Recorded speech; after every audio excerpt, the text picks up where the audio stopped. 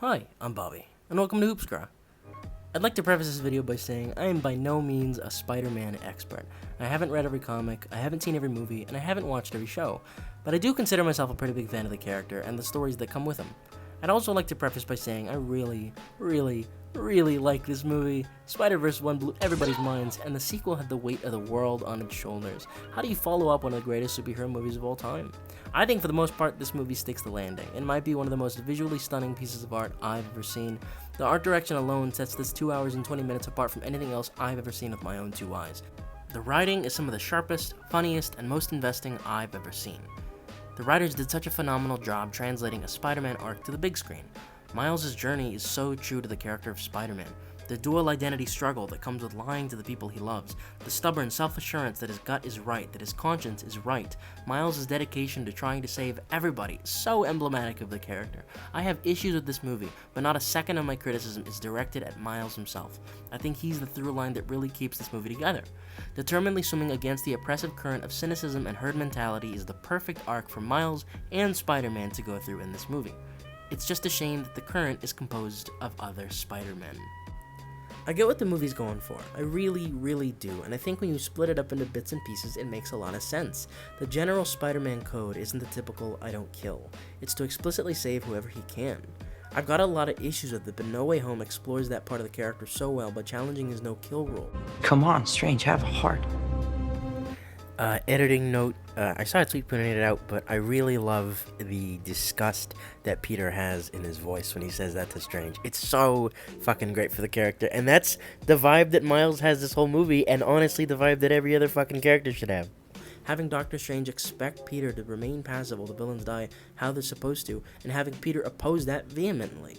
I can't get behind a Spider-Man doing the whole, I won't kill you, but I won't save you either. I think that sort of thing works for someone like Daredevil, but with Spider-Man, I'm less interested in his restraint from killing and more interested in the idea that he's so committed to protecting human life that he'll even save his villains.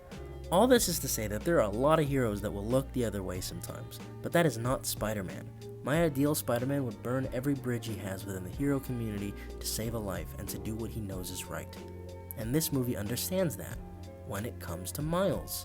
Like I said, having a huge group of initially welcoming heroes that then become the people trying to stop him is very Spider-Man, but making those guys also Spider-Man is a really big misstep. It's like they applied everything I just said to Miles in the most thematically rich, gripping narrative they could, at the expense of the characterization of all the other Spider-People.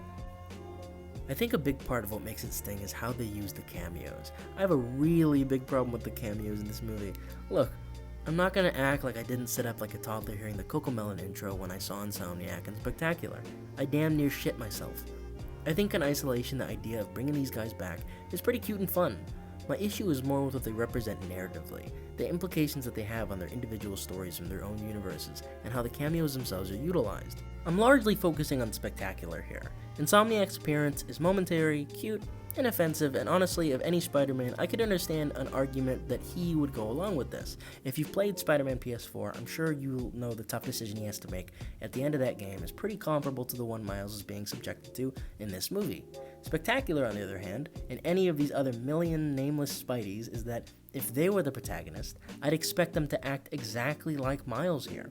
My big problem with this movie is that it's written like the universe, or I guess the entire multiverse, understands that Miles is the main character.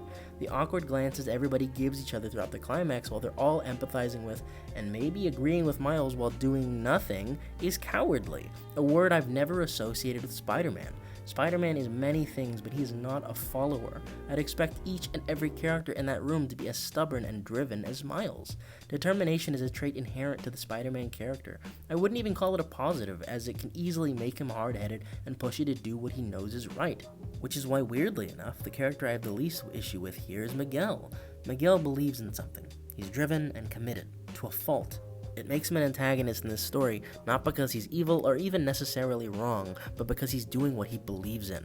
Again, I'm no Spider-Man expert, and that goes especially for 2099. I can't say I'm even really all that looped in his character besides a passing recognition. I'm not even saying that this is necessarily a good 2099 adaptation. I know a lot of people have issues with it. What I'm saying is, I think his hard-headed drive to do what he thinks is right makes him a really interesting Spider-Man, and an even better foil to our lead Spider-Man. The reason I take issue with everybody else in this movie is just how pathetically passive they are. Nobody but Miguel seems to really honestly be all that bought into the core principles of the Spider Society. It seems like most characters are just here to help out, but aren't exactly married to the specific idea that some people need to die and that they're the ones that get to make that call. For most characters here, like Peter B and Gwen, it seems more like they've accepted it but disagree with it, at least in their gut. But I think that characterizing them as just cogs in the machine makes them seem really meek and cowardly, and makes them feel gross and unlikable from an audience perspective, and I get that that's the point. But I think it's a problem with the story. When I watch this movie, my stomach hurts. I empathize and I connect with Miles so much, and I feel his betrayal. The whole third act of this movie is there for you to be in Miles' shoes, watching these people you'd expect to be noble sit around and let people die. I get that all that is intentional, and it feeds Miles' arc, and works to make Miles feel like a perfect Spider-Man, but it also concurrently makes every other Spider-Man here feel like a really bad adaptation of the character. Especially when they're pre-existing characters. I can excuse the no-names, I can even excuse the interpretations of the character that are exclusive to this series, but they dug up Spectacular Spider-Man. A beloved interpretation of the character, my personal favorite as a matter of fact, and it reanimates him Frankenstein style, and after 14 years, it gave fans another glimpse at him, only to have him tell Miles to lay down and let it happen. It colors not only his few seconds of screen time in this movie, but also those 2 seasons of his show, and that doesn't sit right with me. Invincible better, go watch season 2. Of course, I'm joking, and you could take issue with me pointing to Invincible. You could say that both this and Invincible are deconstructions of the superhero genre that force characters into positions that challenge what they believe. Hell, the Immortal episode of Season 3 has a similar thing going on, where they have a character act in maybe an uncharacteristic way to push the main character's arc forward. The difference being that a deconstruction works a lot better when you're divorced, literally, from the work you're deconstructing. Deconstructing Spider-Man while portraying the character in an uncharacteristic fashion cheapens some of the effect of the deconstruction to me. I understand how the story ended up this way.